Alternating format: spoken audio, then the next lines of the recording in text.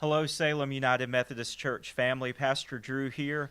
I am here with a very good friend of mine who I want you to meet. This is Reverend Jordan Durham, who this past Sunday was announced as he's going to be coming in to be our pastor on July 1st. And I'm excited for you to meet Jordan and learn more about him. And we've recorded this interview together so you can get to know him a little bit more before he even comes in for his first Sunday. Jordan and I have known each other for probably 2 years now. We've Yeah. been we've gone to quite a few district trainings and served on a few district committees together. And I'm just over the moon that Jordan's going to be your new pastor. Jordan, we're here in your parsonage at Oakley United Methodist Church where you're currently serving. Can you tell us a little bit more about you and your service history, and just tell us more? Yeah. So this is the parsonage at Oakley United Methodist Church here in Asheville. We're sort of between Biltmore Village and 240 on Fairview Road. This is the end of year 3 at Oakley for me. I've been here for just a minute, and yeah, before that, I served 2 more churches in the Catawba Valley and Metro districts, and I'm really happy to be here now. Super excited to get to serve at Salem. You really have no idea how much I love being able to follow in Drew's footsteps here. We met at the Smoky Mountain District's grassroots ministry training. Yep, evangelism. Yeah, and that was super cool. We immediately hit it off, and share a lot of ideas about how ministry can be done in the local church. So I'm really excited to be able to sort of step into the environment that's grown up around Drew's leadership at Salem, and that you all have helped foster. It's really exciting to me. Let's see, educational background, why not? Let's do it. So before I began serving in the Western North Carolina Annual Conference as a licensed local pastor, which is what I am now, I received a Master of Divinity from Asbury Seminary in Kentucky. Before that, did the undergraduate work in theology at Erskine College in South Carolina. Nice. Yeah. Are you from South Carolina originally? I am. I'm from upstate South Carolina, a small town called Williamston. It's about a half hour between Greenville and Anderson, South Carolina, if you know where those are. But yeah, I'm a second of 5 kids. Mom and Dad are still in South Carolina doing their thing. Everybody else lives within about 45 minutes, an hour of them. Still go back about once a month to help out with farm stuff and that kind of thing. So that's kind of the background on all that stuff. Yeah, I really look forward to getting to sort of knit these 2 communities together a little bit, because the folks at Oakley are really excited about being able to work with another church. I'm seeing a lot of cool potential for what we can do together with Salem, and how we can, work that connection. Yeah. So Salem was on a charge about 40 years ago. Okay. And then they've been solo pastoring it since then. So it's a first for quite a few of our folks, but not a first for many of them. I'm wondering, what do you think some of the opportunities for being on a 2-point charge are? What excites you about this? Man, so you know that I'm like a massive connection guy. Mm-hmm. I love it when churches are able to work together. Yes. This is a brand new thing for Oakley, right? They've never done the combined work thing before in this capacity, right? And sometimes that can feel like a defeat, Mm-hmm. We were standing on our own. We were doing our own thing. We were fully capable of handling all this stuff by ourselves. And now we've got to, we have to join forces with another church. That's not how I look at it at all. I look at this as really being an opportunity for us to capitalize on strength, and on stability in different places. No 2 churches are the same. That's one of the things that that you really learn as a pastor, right? Yes. Is that no two churches are the same. Everybody's got their own little flavor of doing something. Everybody's got their own strengths, places where they need to grow a little bit more, you know. And so I'm just really excited to see the places where these churches complement one another, and the relationships that can grow because of that. So I mean, like anything that we can do to sort of be co-working in the faith, let's do it. I'm all about it. Amen. Amen. Well, and you almost are, because you are running a Fresh Expression right now. Yeah. This is almost like a third church for you in a way. One of the first things I remember about meeting you was you telling me about this Fresh Expression that you run out of the parsonage here, and I was wondering if you could tell our folks a little bit more about that. Oh yeah. So we're actually using some of the equipment for that right now. The camera, the microphones, monitors, all of that. This Fancy. incredible sheep rug that we have right here. No, you can't see it, but it's fantastic. Trust me. Now, this is all stuff that we collected and have put together for what ended up being named the Pastor's House Party. Last July, I was having a birthday party for myself. My birthday's late July. And a going away party for another friend of mine who was leaving. He's another musician who was going to tour in Europe for a little while. It was a whole adventure. Love my guy. Luke is great people. But so we were throwing a party, and we had this PA system, a couple of microphones, and we invited half a dozen of our friends out to come play a set. I'm really deeply involved in the music and poetry communities in Asheville. That's where a lot of my sort of outside the walls ministry happens.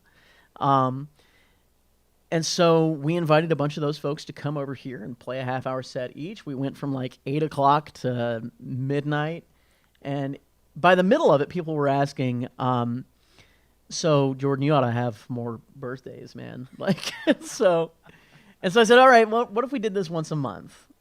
And if we did it once a month, we'd need a name. And so my friend Hannah, sitting right there, behind the camera. Sorry, you can't see her. She's not here. But she was sitting right there, and she goes, well, it's the pastor's house. Let's call it the Pastor's House Party. And so we've been doing them once a month. This next Tuesday, we'll make 10 months that we've been doing this one. Yeah, it's really important to me because these are a lot of folks that never see the inside of a church. They don't want to. They have really been injured by people claiming to be Christians, a lot of them. And they feel safe in this house. They feel heard in this house and listened to and cared for. So it's important that we start every one of those events with a statement, a threefold statement, right? We love our little mission statements. And they show us who we are and where we're going, right? So ours for this one, I stand in front of a microphone right here, and I say, hey, everybody, welcome to the Pastor's House Party. I'm the Reverend Jordan Durham. I serve this church. This event believes three things to be true. One, that God loves you, and so does everybody else in this room. Two, that you are of immeasurable worth for being precisely who you are. And third, sharing our art together like this in this place tonight takes those two things, makes them into one thing. Wow. And so we get it started. During that time, there's space held for conversations.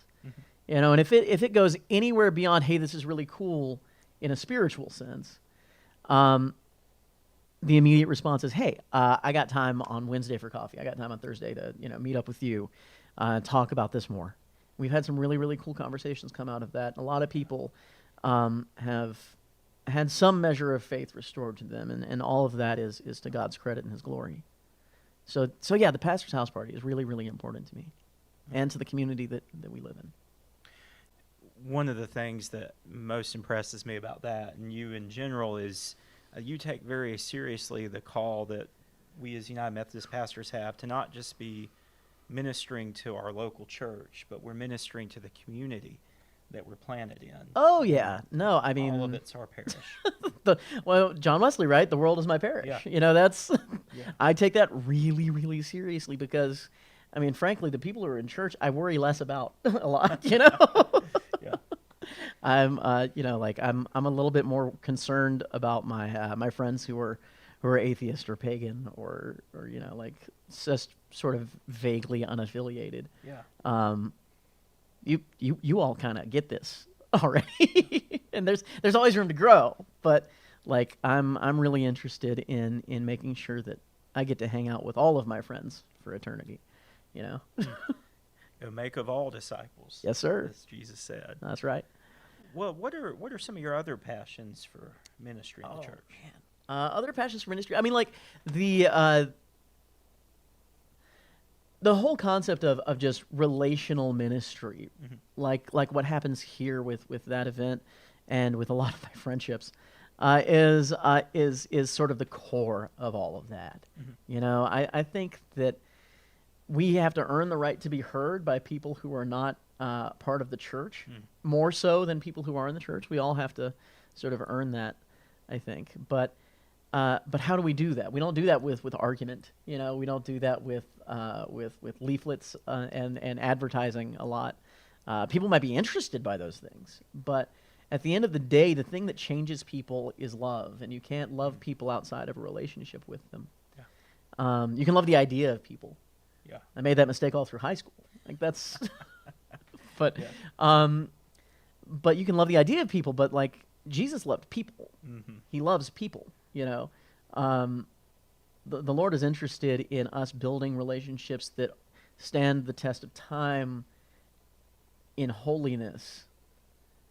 And we can't do that outside of community with others. So I do a lot of stuff to that end.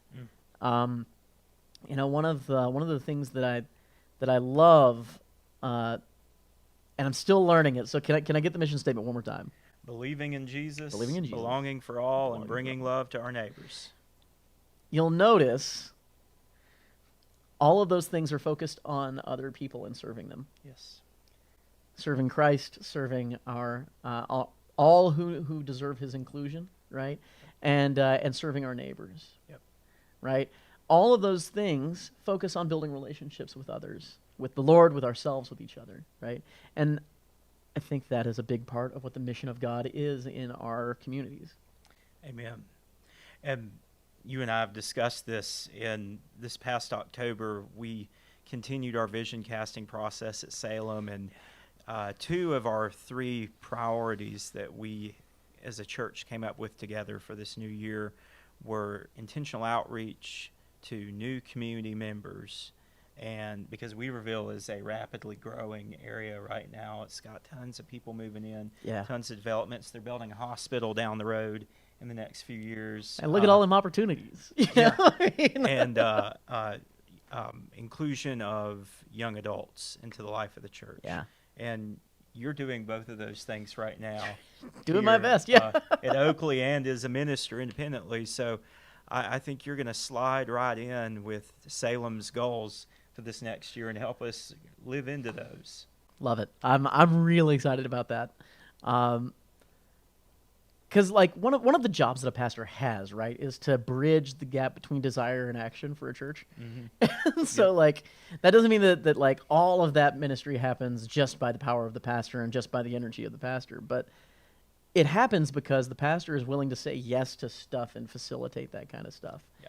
And I love greenlighting projects. I love walking with you to sort of figure out what your dream looks like in real life in front of us. So, I mean, like, yeah, let's do it. Let's dream some dreams.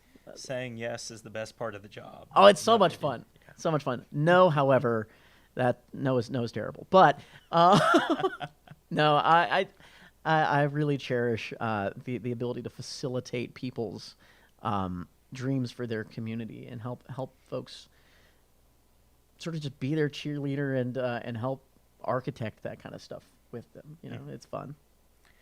Well, one thing that you haven't mentioned yet that I find very intriguing about you is that you are currently earning your PhD in worship studies. Yeah, Doctor of Worship Studies with the Robert E. Weber Institute for Worship Studies, because I can't go to a school that doesn't have a mouthful of a name. But yeah, no, right now I am in 703, which is Forming Congregational Spirituality Through the Calendar of the Christian Year. because again, a mouthful. Um, no, so 703 is the penultimate coursework course for that next this coming June, God willing, and I finish the project in time for 703. I'll be starting 704, which is kind of about how we use symbol and action in worship. And then after that, next June is going to be, God willing, the thesis course. So that's fun. Yeah, the program is kind of cool. It's all about worship reform for the life of the church, so that we, when we worship well, we become better Christians. There's this theologian, James K.A. Smith. You know James K.A. Smith? Not familiar. He's got this really great thing that he says, that we are what we love, right? And we fall in love with the things we repeatedly do. Yeah. And so habits form people. The way we do stuff forms us. And so that's true. Like, most people's exposure to the church is by and large in worship settings. And so that's like the way we worship changes who we are. And so to be able to do that with excellence, according to our ability and with propriety to our tradition, is a major feature of the way that I approach ministry, because I take it really seriously as an act of spiritual formation for people. Well, you're at Salem. You're coming to a church steeped in a rich worship tradition and heritage. Many of our musicians have been singing together or playing together since they were teenagers.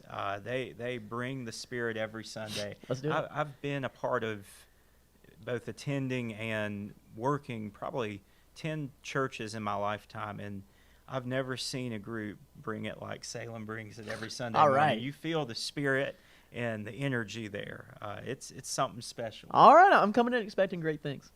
You will. you will graft into that very well. No, that's awesome. Another major focus for me, another passion of mine in ministry is the sacraments. There is something particularly special about the things that God has promised to meet us in. You know,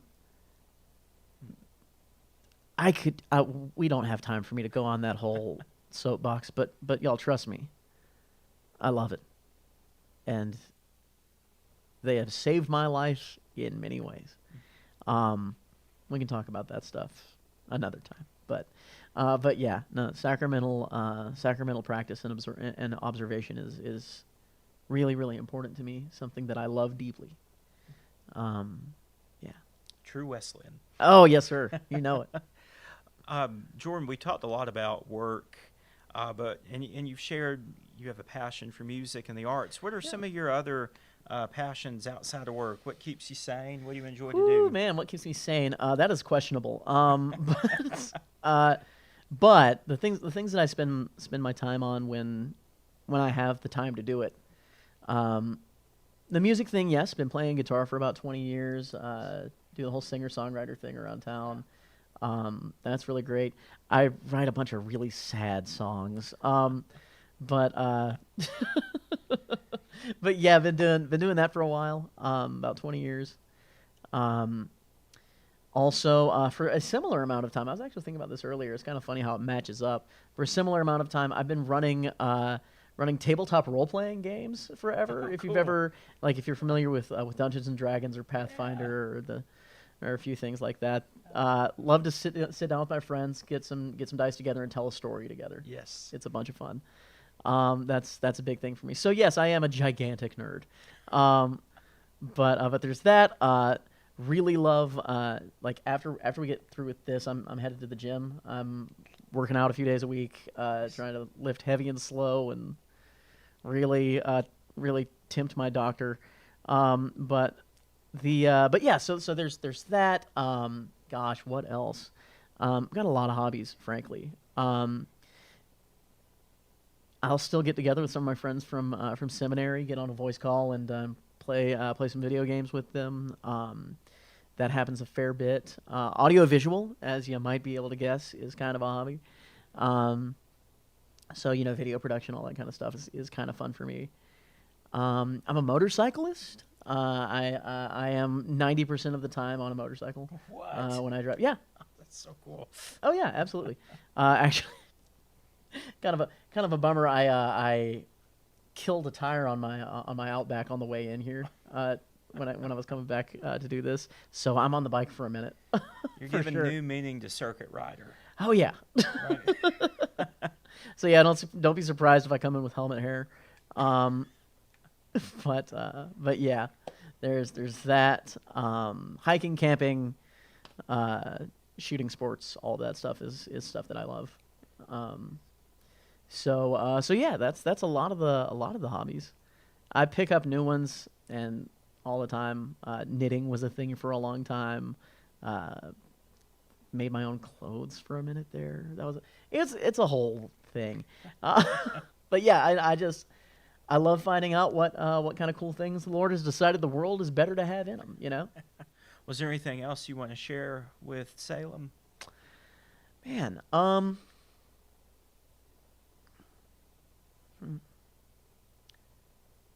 Transition's hard for everybody. Um, I thank God I'm not having to acclimate to two new communities, you know. But I really am looking forward to being able to serve with you in all of these wonderful things that Drew's been telling me that all of you are getting up to. I want to make sure that